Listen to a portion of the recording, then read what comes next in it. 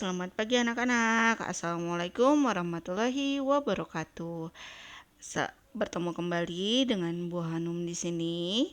Dan hari ini kita akan membahas tentang lanjutan dari materi minggu sebelumnya. Mudah-mudahan praktikumnya sudah dilaksanakan dan jangan lupa dikumpulkan ya.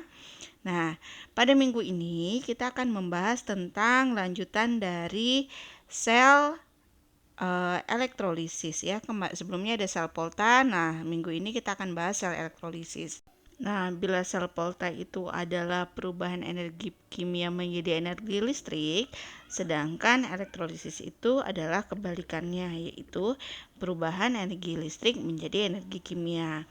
Nah, pada materi ini kita akan membahas perubahan tersebut dan bagaimana aplikasinya menggunakan hukum Faraday. Yuk kita saksikan bersama-sama di slide berikut ini. Nah, sel elektrolisis adalah bagian dari elektrokimia ya, sama seperti sel Volta. Nah, seperti yang kalian ketahui, elektrokimia adalah cabang ilmu kimia yang mempelajari aspek elektronik dari reaksi kimia. Jadi, aplikasi hubungan antara energi listrik dengan energi kimia. Nah, sel elektrokimia sendiri adalah suatu sel yang disusun untuk mengubah energi kimia menjadi energi listrik atau sebaliknya. Ya, jadi kalau kemarin salah satunya adalah sel Volta, ya, sel Volta itu merubah energi kimia jadi energi listrik.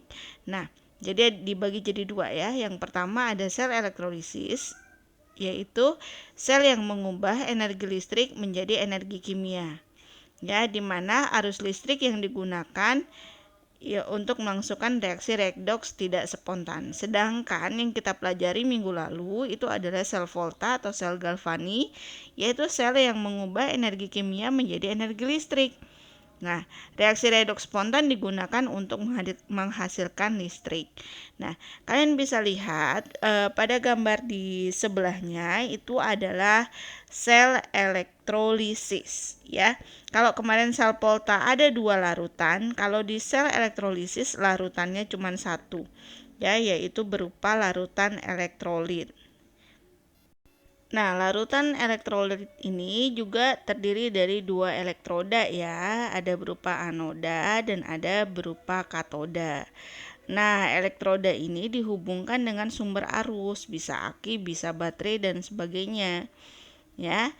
Nah, elektrodanya sama seperti sel Volta, ada anoda, ada katoda. Cuma bedanya di sini si sel anoda itu adalah kutub positif, sedangkan katoda adalah kutub negatifnya. Ya. Nah, jadi singkatannya kenapa nanti ya. Kalau yang sel Volta kan kapan, kalau di sini kenapa, katoda negatif, anoda positif. Tapi reaksinya sama, di anoda tetap berlangsung reaksi oksidasi, di katoda tetap berlangsung reaksi reduksi. Ya. Nah, jadi kira-kira gambarnya seperti ini. Nah, untuk aplikasinya kita lihat di sel sebelahnya. Reaksi-reaksi apa saja yang terjadi di sel elektrolisis. Nah, di sel elektrolisis gambar ini ya atau peta konsep ini kamu harus betul-betul kuasai. Jadi setiap membuat reaksi kamu harus lihat betul apa yang terjadi di katoda dan apa yang terjadi di anoda. Jadi kamu harus lihat gambar ini selalu ya. Nah, seperti yang tadi saya sudah bilang, ada reaksi di anoda, ada reaksi di katoda. Langkah pertama, kamu harus menguraikan dulu reaksinya ya. Kamu harus buat dulu reaksi ionnya. Misal NaCl terion menjadi Na+ dan Cl-. Nah, kalau sudah menentukan reaksi ionnya, tentukan mana kation, mana anion. Ya, ingat kation itu adalah ion positif, sedangkan anion itu adalah ion negatif. Nah, di katoda itu yang terjadi reaksi pada kationnya. Ya, terjadi reaksi pada kationnya. Nah, jadi ada 2 kemungkinan yang terjadi ya. Jika dia berupa larutan, ya, maka yang akan tereduksi adalah air. Ya, jika dia berupa larutan, dia yang tereduksi adalah air. Di catatan ini nggak ada, tapi saya ngomong nih ya.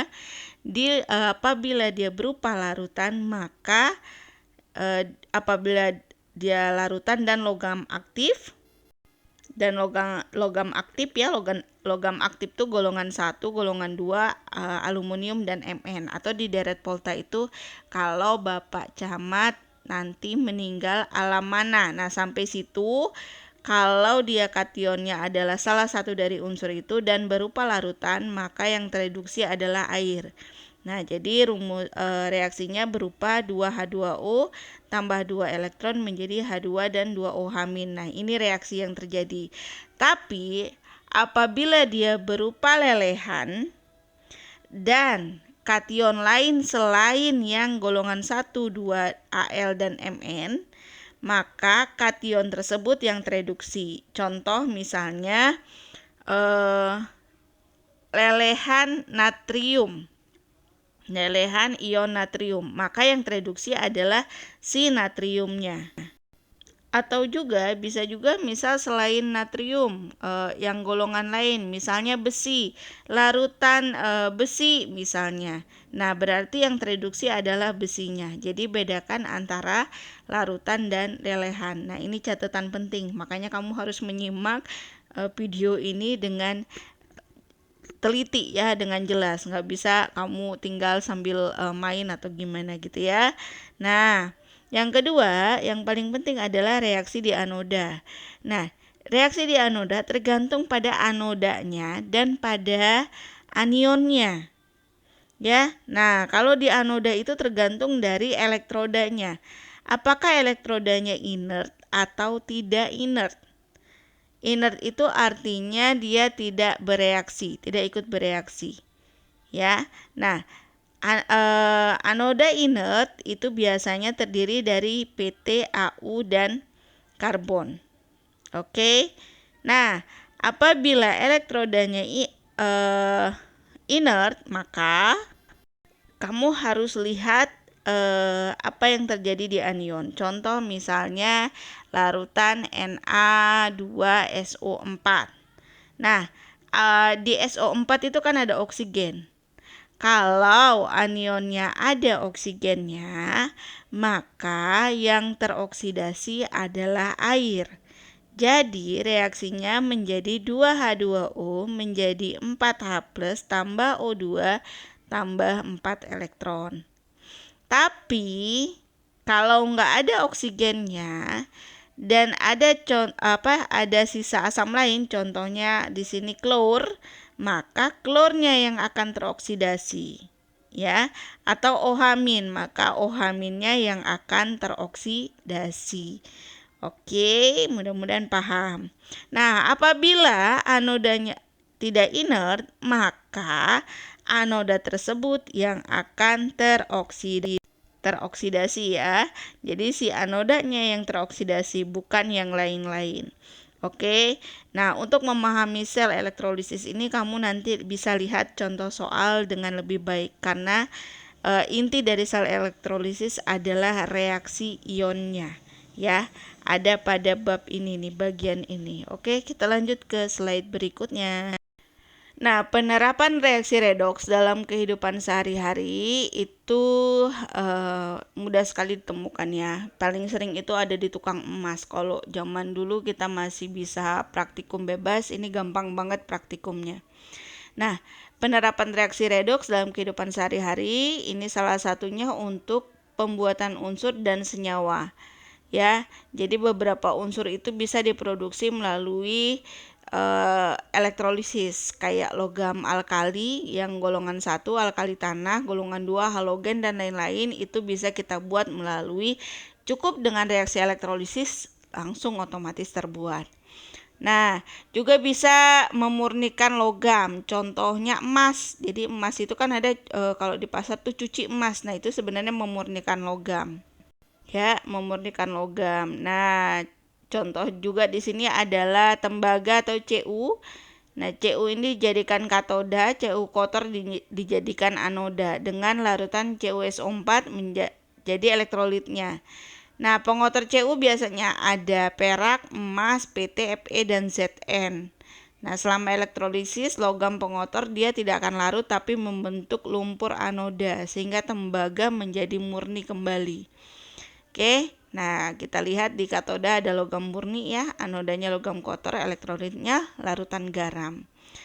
Oke, terus bisa juga sebagai penyepuhan. Ya, penyepuhan itu adalah proses perlindungan logam terhadap korosi dengan logam lain atau untuk memperbaiki penampilan logam dengan komponen sel. Nah, hal ini menyebabkan pada katoda terjadi pengendapan dan pada anoda terjadi pelarutan ya. Contohnya tadi penyepuhan emas ya. Jadi misalnya kita punya tembaga pengen kelihatan kayak perhiasan emas, ya udah tinggal disepuh aja. Nah, gitu ya. Jadi dia terlihat seperti emas. Oke, dan ini menggunakan prinsip sel elektrolisis. Oke, baik anak-anak. Materi kita sebenarnya sudah selesai di hari ini ya. Nah, ini materi yang paling sedikit tapi sebenarnya cukup rumit. Nah, hukum Faraday-nya next materi saya sampaikan. Nah, nanti kalian lihat bagaimana cara mengerjakan soal-soal yang berhubungan dengan elektrolisis ya. Nah, untuk soal di Portadik nanti kalian cek masih berhubungan dengan sel Polta. Jadi materi ini untuk materi minggu depan ketika kalian PTM. Oke? Nah, jadi kalau ada kesulitan ketika mempelajari secara daring, saya minta tolong sekali untuk bertanya kepada gurunya, ya. Bagian mana yang masih sulit dipahami, soal-soal seperti apa yang masih sulit untuk dikerjakan. Nah, silakan kalian tanyakan karena walaupun UN tidak ada, tapi kalian masih ada ujian sekolah. Jangan dilupakan ya. Baik, kalau begitu sampai di sini dulu. Mohon maaf apabila ada kesalahan. Saya tutup. Assalamualaikum warahmatullahi wabarakatuh.